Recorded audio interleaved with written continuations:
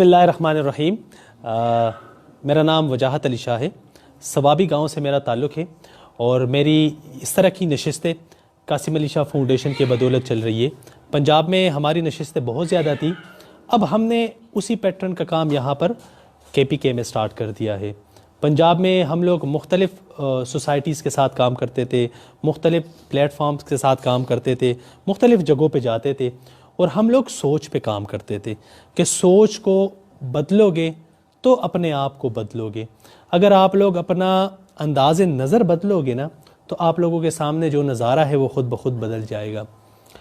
آپ لوگ ابھی زندگی میں جس مقام پر ہو، جس جگہ پر ہو، جس جگہ پر آپ لوگ زندگی میں کھڑے ہو، اس میں مجھے آپ لوگوں کی ذاتی زندگی کا تو پتہ نہیں ہے، لیکن یہ بات میں آپ لوگوں کو گارنٹی سے کہہ سکتا ہوں کہ اس جگہ پر پہنچنے میں آپ لوگوں کا 1% بھی شاید کوئی چانس ہو۔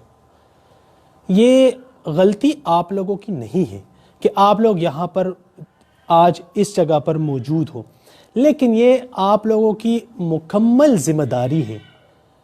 غلطی نہیں ہے آپ لوگوں کی، لیکن یہ مکمل ذمہ داری ہے کہ آپ لوگ آج کے بعد یہاں سے زندگی میں کس رخ پہ جاتے ہو، کیسے جاتے ہو۔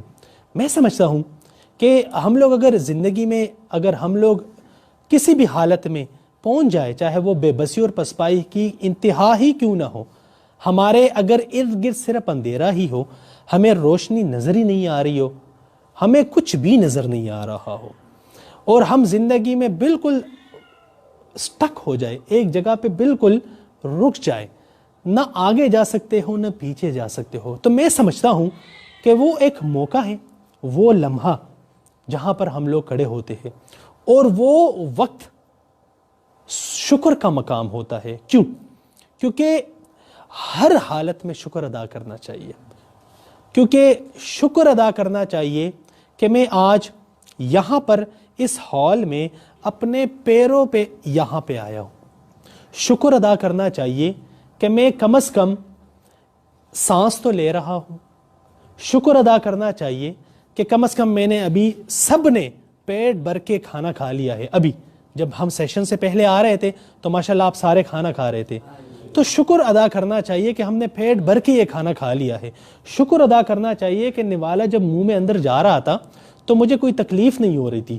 شکر ادا کرنا چاہیے کہ میری جو مرضی ہو، جس طرح کے مرچیں ہو، جس طرح کے مسالے ہو، میں وہ کھا سکتا ہوں۔ بعض لوگ صرف دال کے علاوہ کچھ بھی نہیں کھا سکتے۔ شکر ادا کرنا چاہیے کہ میں 3 ٹائم کا کھانا مختلف اپنی مرضی سے کھا سکتا ہوں۔ شکر ادا کرنا چاہیے کہ میری آنکھیں ہیں، اس سے میں پراپر طریقے سے دیکھ سکتا ہوں۔ شکر ادا کرنا چاہیے کہ میرے ہاتھ ہیں، کام کر رہے ہیں۔ شکر ادا کرنا چاہیے کہ میرے پیر ہیں جو کہ کام کر رہے ہیں۔ شکر ادا کرنا چاہیے کہ میری پوری جسامت رب نے جو عطا کی ہے، اس رب نے اس جسم پہ خود غرور کیا ہے، خود ننگ کیا ہے، خود فخر کیا ہے کہ یہ تو میرے اشرف المخلوقات ہے۔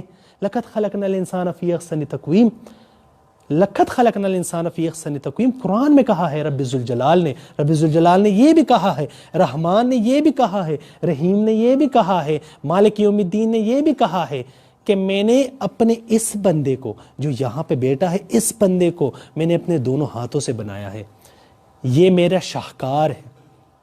تو ہم پھر کیوں اس بے بسی اور پسپائی والی زندگی کو گزار رہے ہیں؟ نو، میں اجازت نہیں دے سکتا کہ ایک کش آ کے میری زندگی کو برباد کر دے۔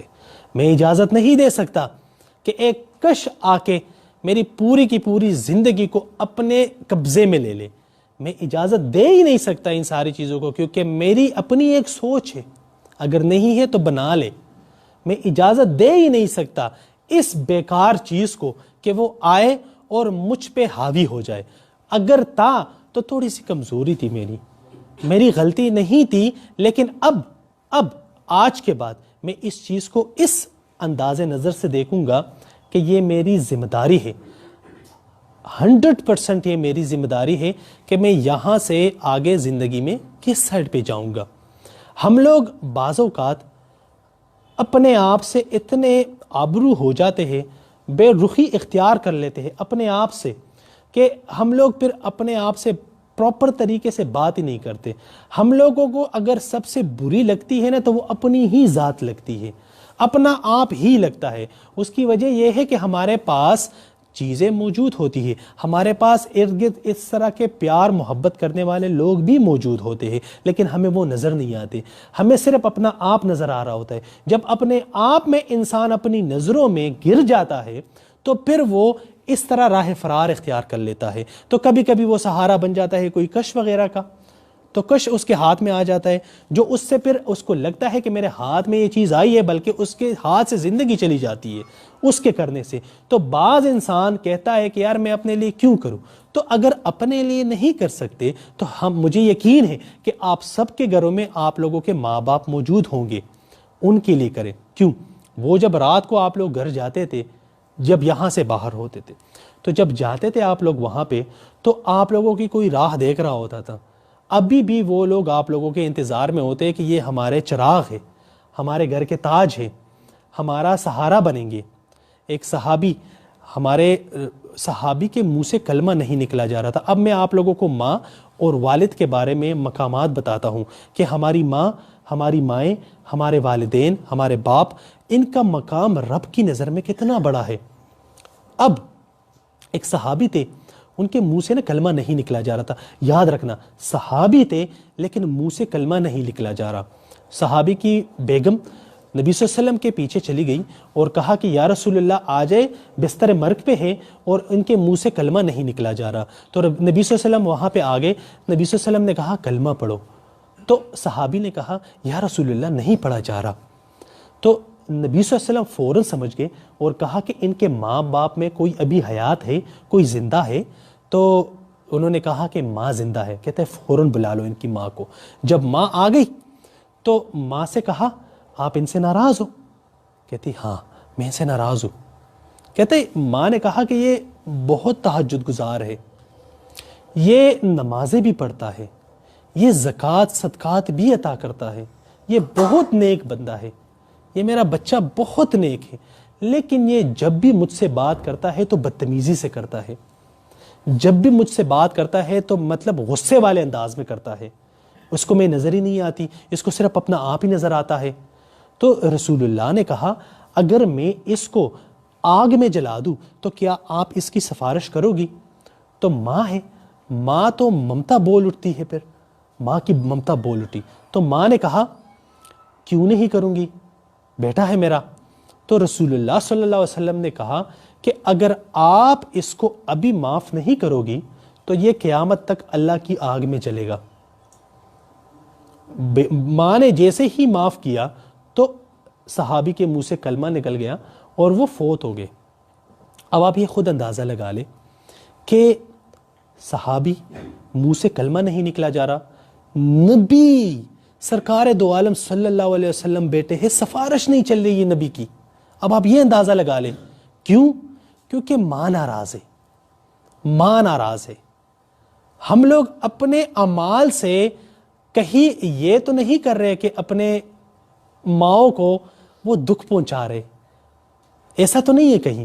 اب ایک بدھو تھے, انہوں نے نبی صلی اللہ علیہ وسلم کو شکایت لگا دی کہ یا رسول اللہ جو میرا بیٹا ہے, جو میرا باپ ہے وہ مجھ سے پوچھے بغیر میرا مال خرچ کرتا ہے. بدھو نبی صلی اللہ علیہ وسلم کے پاس چلے گئے, شکایت لگا دی کہ جو میرا باپ ہے وہ مجھ سے پوچھے بغیر میرا مال خرچ کرتا ہے. نبی صلی اللہ علیہ وسلم نے ان کے والد کو بلایا کہ آپ آ جائیے اور آپ کے بیٹے نے آپ کی شکایت لگائی ہے. اب جب وہ والد جب رستے میں آ رہے تھے نا, تو آتے ہی ان کے نا دل میں کچھ شعر کہے, کچھ اشعار کہے. عرب پیدائشی شاعر تھے, بہت کمال کی شاعری کرتے تھے. تو دل میں نا کچھ اشعار کہے. جب نبی صلی اللہ علیہ وسلم کے پاس پہنچے تو وہاں پر جبرائیل علیہ السلام پہلے سے پہنچے ہوئے تھے. اللہ نے جبرائیل علیہ السلام کو نبی صلی اللہ علیہ وسلم کے پاس بھیجا اور یہ کہا کہ یا رسول اللہ تعالیٰ فرما رہے ہیں کہ اس والد نے جو دل میں جو اشعار کہے ہیں, اللہ خواہش اظہار کر رہا ہے کہ وہ اشعار کہے. تو نبی صلی اللہ علیہ وسلم نے والد سے کہا, اس بدھو کے والد سے, کہ آپ کی بات ہم بعد میں سنیں گے, اللہ فرما رہے ہیں کہ آپ پہلے وہ جو دل میں جو آپ نے اشعار کہے ہیں نا, وہ پہلے آپ ہمیں بتا دیں. تو اس والد نے کہا کہ میں گواہی دیتا ہوں کہ آپ اللہ کے رسول ہو, اور اس کے بعد انہوں نے وہ اشعار کہے. اب آپ لوگوں کو سمجھ آ رہی ہے یہاں پہ؟ بدھو نے اپنے والد کی شکایت لگائی تھی, والد نے دل ہی دل میں کچھ اشعار کہے, نبی صلی اللہ علیہ وسلم نے والد کو کہا کہ آپ وہ اشعار ہمیں کہے. اب وہ اشعار, وہ جو شعر ہے نا, وہ اب وہ والد منہ سے نکال رہے ہیں. اور شعر کیا تھے؟ بیٹا جس دن تو پیدا ہوا تھا اس دن ہم نے اپنے لیے جینا ہی چھوڑ دیا. بیٹا تیری ایک مسکراہٹ کے لیے میں جلستی ہواؤں کے ساتھ لڑتا رہا, ٹھٹھرتی راتوں کے ساتھ لڑتا رہا. بیٹا تیری ایک مسکراہٹ کے لیے میں کھولوں کے بیل کی طرح پستا رہا, چلتا رہا. میری جوانی کا رس تیری ہڈیوں میں گھل گھل کے ملتا رہا. بیٹا جب تو بیمار ہوتا تجھ سے زیادہ میں بیمار ہو جاتا. بیٹا جب تو روتا تجھ سے زیادہ میں روتا. بیٹا جب تجھے نیند نہیں آتی تجھ سے زیادہ میں تڑپتا. میں اور تیری ماں تیری محبت میں پاگل ہو گئے تھے.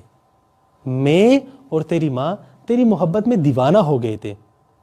ہم نے بچپن میں تجھے کھلایا پلایا, چلنا سکھایا. اب ہم یہ آپ سے توقع کر رہے تھے کہ آپ بھی ہمارے لیے اسی طرح ہی کریں گے. ہم آپ سے یہ توقع کر رہے تھے کہ آپ بڑے ہو کر ہمارا سہارا بنیں گے. ہم آپ سے یہ توقع کر رہے تھے کہ آپ بڑے ہو کر ہمارا نام روشن کریں گے. بیٹا مجھ پہ خزاں آ گئی, تجھ پہ بہار آئی. میں جھک گیا تو بالکل سیدھا ہو گیا, سرسبز و شاداب درخت بن گیا. لیکن اچانک تیری نظریں ہی پلٹ گئی, تو اپنے کاموں میں مست ہو گیا, جیسے کہ میں تیرا باپ ہوں ہی نہیں, مجھے دیکھنا ہی چھوڑ دیا تم نے. پھر میں نے جو 30 سال تمہاری پرورش کی تھی اس کو میں نے جھٹلایا, اور میں نے یہ سوچا کہ شاید میں اس کا باپ نہیں ہوں, کیونکہ یہ تو مجھ سے سیدھے منہ بات ہی نہیں کرتا, کیونکہ باپ سے کوئی اس طرح بات تو نہیں کرتا. شاید میں اس کا خادم ہوں. نبی صلی اللہ علیہ وسلم یہ ساری باتیں سن رہے تھے اور زار و قطار رو رہے تھے. نبی صلی اللہ علیہ وسلم نے اس بیٹے کو گریبان سے پکڑا, اپنی محفل سے باہر کیا اور کہا کہ دور ہو جا میری نظروں سے, تو اور تیرا سب کچھ تیرے باپ کا ہے. تو اور تیرا سب کچھ تیرے باپ کا ہے. جوانی اظہار قوت چاہتی ہے. ہم لوگ جوانی کے دنوں میں جب اس چیز کی لت میں پڑ جاتے ہیں نا, تو آپ یقین کرو ہم صرف اپنی زندگی برباد نہیں کر رہے ہوتے, ہمارے ارد گرد بہت سارے لوگ ہیں جو ہم پہ انحصار کر رہے ہوتے, جو ہماری راہ دیکھ رہے ہوتے, جو یہ سوچ رہے ہوتے کہ یہ ہمارے لیے کچھ نہ کچھ کرے گا. ہم جوانی ان چیزوں کے بجائے کیوں نہ آج سے یہ طے کر لیں کہ کافی ہو گیا, بہت ہو گیا. کیا ہوا؟ غلطی ہو گئی ہے, تھوڑی سی غلطی ہو گئی, کوئی بات نہیں, لیکن میری غلطی نہیں تھی, لیکن یہ میں ٹوٹلی کمپلیٹلی یہ میری ذمہ داری ہے کہ اس کو میں آگے نبھاؤں گا, یہ ذمہ داری میں قبول کروں گا. آج کے بعد یہ طے کر لے کہ جو تھا وہ ہو گیا. جوانی ہے, رب قیامت کے دن پوچھے گا, اور سب سے جو زیادہ زور دے گا نا جس سوال پہ, وہ یہ دے گا کہ جوانی کا ٹائم آپ نے کس طرح گزارا تھا. جب آپ بالکل, آپ کی جوانی بالکل ریڈی تھی کچھ کنٹریبیوٹ کرنے کی, کچھ دینے کی, اس ٹائم آپ کیا کر رہے تھے؟ کن کاموں میں آپ مصروف تھے؟ یہ سوال رب بار بار پوچھے گا, اور سب سے زیادہ زور اسی سوال پر دے گا. آپ نے ایک ایک پائی کا حساب دینا ہے وہاں پہ, ایک ایک پائی کا. 80 سال ہے, 60 سال ہے, 50 سال ہے, 10 سال ہے, جتنا بھی عرصہ ہم نے اس زندگی میں ہمیں زندگی دی گئی ہے, تو ہم نے ایک ایک پائی کا حساب دینا ہوگا وہاں پہ. اور سب سے زیادہ زور اس بات پہ دیا جائے گا کہ آپ نے جوانی کا ٹائم کس طرح گزارا. اور میں آپ کو حساب کے بارے میں بتا دوں کہ یہ حساب دینا کتنا مشکل کام ہے. ہم نے جوانی, یہ ٹائم ہمارے پاس موجود ہے نا, ہمیں اس کی قدر نہیں ہے. زندگی زندگی کیا ہے؟ ایک سفر ہے، اللہ سے لے کر اللہ تک کا سفر، یہ ایک سفر ہے، یہ ہمارے پاس موجود ہے، ہمیں اس کی قدر نہیں ہے۔ آپ یقین کرو اس کا ایک ایک سیکنڈ کا حساب ہم سے لیا جائے گا، اور یہ اتنا مشکل کام ہے کہ ایک بادشاہ تھے، اس نے اعلان کیا اپنی سلطنت میں کہ اگر میری قبر میں کوئی ایک رات گزار دے تو میں پوری کی پوری سلطنت اس کو دے دوں گا۔ میری جانب بھی ہو ایک نگاہ، میں پوری کی پوری سلطنت اس بندے کو دے دوں گا اگر اس بندے نے میری قبر میں صرف ایک رات گزار دی۔ ایک بندہ تھا، اس کے پاس صرف ایک گدھا تھا، گدھا یو خراب ورسخہ اخی انسان سخا، صرف ایک گدھا تھا اس بندے کے پاس۔ اس نے کیا یار ایک گدھا ہی ہے نا میرے پاس، چلے میں گزار لیتا ہوں رات۔ تو وہ اس نے ایک رات گزار لی، اور وہ جیسے ہی دوسرے دن باہر آ گیا نا، تو بادشاہ نے کہا کہ یار آپ کمال بندے ہو، یہ میری سلطنت کی چابی آپ کے پاس ہے۔ تو اس نے کہا کہ دماغ خراب ہے آپ کا، ایک گدھا تھا میرے پاس اور پوری رات مجھے گدھے کے بارے میں حساب دینا پڑ رہا تھا، گدھے کے بارے میں، جانور ہے، پوری رات میں اس کے بارے میں حساب دے رہا تھا کہ یار اس گدھے کو آپ نے ایسے کیوں مارا تھا، آپ جب خود کھانا کھا رہے تھے اس کو کیوں نہیں کھلایا، اس پہ بوجھ زیادہ کیوں ڈالا تھا، اس کو آپ نے رگڑا کیوں دیا تھا، یہ جب بیمار تھا تو اس ٹائم آپ اس کی تیمارداری کیوں نہیں کر رہے تھے۔ ایک گدھا تھا، ایک گدھا۔ ہمارے پاس تو زندگی ہے، انمول تحفہ ہے رب کی طرف سے، ذوالجلال کی طرف سے ایک انمول تحفہ ہے، ہم پھر اس کو ضائع کر رہے ہیں۔ ایک ایک پائی کا، ایک ایک سیکنڈ کا آپ کسی کو دل میں بھی اگر بغض کینہ حسد رکھتے ہو نا تو کیوں رکھتے ہو، پوچھا جائے گا۔ زندگی ہے، میں نے کس کام میں گزار لی ہے؟ میں نے ایک کش میں گزاری ہے، یا میں نے اس سے کوئی فائدہ پہنچایا ہے دوسروں کو؟ جو لوگ میری راہ تک رہے ہیں، میری راہ دیکھ رہے ہیں، آیا آج کے بعد یہ میں طے کر لوں کہ میں جو کروں گا ان کے لیے کروں گا آج کے بعد۔ کم از کم اس حالت میں شکر کریں کہ 45 دن کا حکومت پاکستان کی طرف سے یہ آپ لوگوں کے لیے جو ریہیب سینٹر بنایا گیا ہے، میں سمجھتا ہوں یہ ایک بہت بڑا کار خیر ہے۔ اس میں آپ لوگوں کا ایک ایک پائی بھی آپ لوگوں کی نہیں لگتی۔ آپ لوگ شکر کریں۔ میں جب یہاں کے ڈائریکٹر کے ساتھ میں بیٹھا تھا، ان سے میں بات کر رہا تھا، تو انہوں نے مجھے بڑی مزے کی ایک بات بتا دی کہ ہم یہاں پر وہ لوگ لیتے ہیں جو خود چاہتے ہیں کہ ہم اس لت کو چھوڑنا چاہ رہے۔ تو آپ لوگ اس پر بھی شکر ادا کریں کہ کم از کم آپ لوگوں کے ذہن میں اللہ تعالیٰ نے یہ خیال ڈال دیا ہے کہ بس بہت ہو گیا، اب مجھے ریہیب سینٹر 45 دن کے لیے جانا چاہیے۔ تو ذہن میں رکھ لیں یہ بات کہ 45 دن کے بعد آپ لوگوں کا امتحان واپس شروع ہو جاتا ہے۔ میرا بھائی احتشام پھر بیٹا ہے، 45 دن یہاں سے گزار کے چلا گیا ہے اور ابھی واپس پھر آ گیا۔ پوچھا تو آپ لوگوں کے سامنے بتا دیا کہ پھر اس چیز پہ واپس آ گیا ہوں۔ تو 45 دن ہیں، آپ لوگ سخت سیکیورٹی میں ہوتے ہو، ساری چیزیں آپ لوگوں کے لیے موجود ہوتی ہے۔ اصل امتحان 45 دن کے بعد شروع ہوتا ہے آپ لوگوں کا۔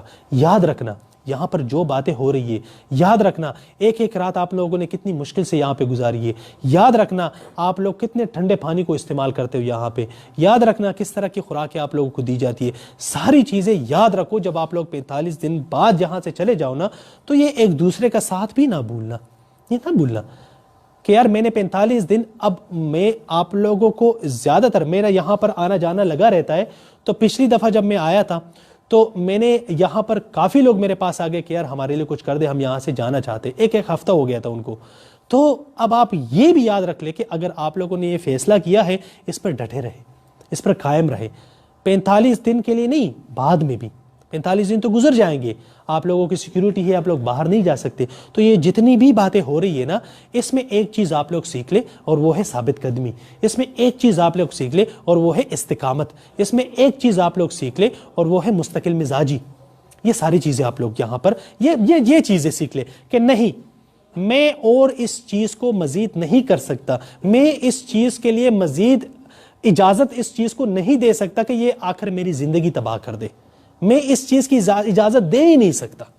آپ لوگ یہ ذہن میں رکھ لیں، استقامت سیکھ لیں اور اپنی عزت کرنا سیکھ لیں۔ سب سے زیادہ اہم، خود اپنے آپ کو اپنی نظروں میں اٹھا لیں، اور آج کے بعد دنیا جو بھی سوچے آپ لوگوں کے بارے میں، چاہے وہ اپنے ہو یا پرائے ہو، جو بھی سوچے آپ لوگوں کے بارے میں، خود کو ذوالجلال کی نظروں سے دیکھنا شروع کرے، رب کی نظر سے دیکھنا شروع کرے۔ رحمان رحیم کی نظر سے دیکھنا شروع کرے. وہ رحمان، وہ رحیم جس کی ممتا 70 ماؤں سے بھی زیادہ بہت زیادہ ہے. تو اس کی نظر سے اپنے آپ کو دیکھنا شروع کرے کہ یار میں تو اس کا بندہ ہوں. اور ہاں ایک اور چیز، آپ لوگ اپنے آپ کو اس کے کٹہرے میں کھڑا کر کے دیکھیں. جس دن آپ لوگوں نے یہ سوچا کہ یار رب دیکھ رہا ہے، اگر دوبارہ آپ لوگ اس چیز کو ہاتھ لگا رہے ہو تو سوچو کہ یار رب دیکھ رہا ہے، مجھ سے حساب مانگا جائے گا. میں اس پل میں، اس لمحے میں اگر کسی نالے کے کنارے بیٹھا ہوں یا کسی اور جگہ، گندی جگہ پہ بیٹھا ہوں، تو آیا میں اس جگہ کا بندہ ہوں بھی یا اس سے میں بہت بہتر ہوں؟ اگر پھر بھی ذہن میں خیال آئے اور کہے یار کوئی نہیں یار، ایک کش کی تو بات ہے یار، میں اور نہیں کروں گا، تو وہ ایک کش ہی شروعات ہوتی ہے. اس ٹائم بھی آپ لوگ سوچ لیں کہ یار رب دیکھ رہا.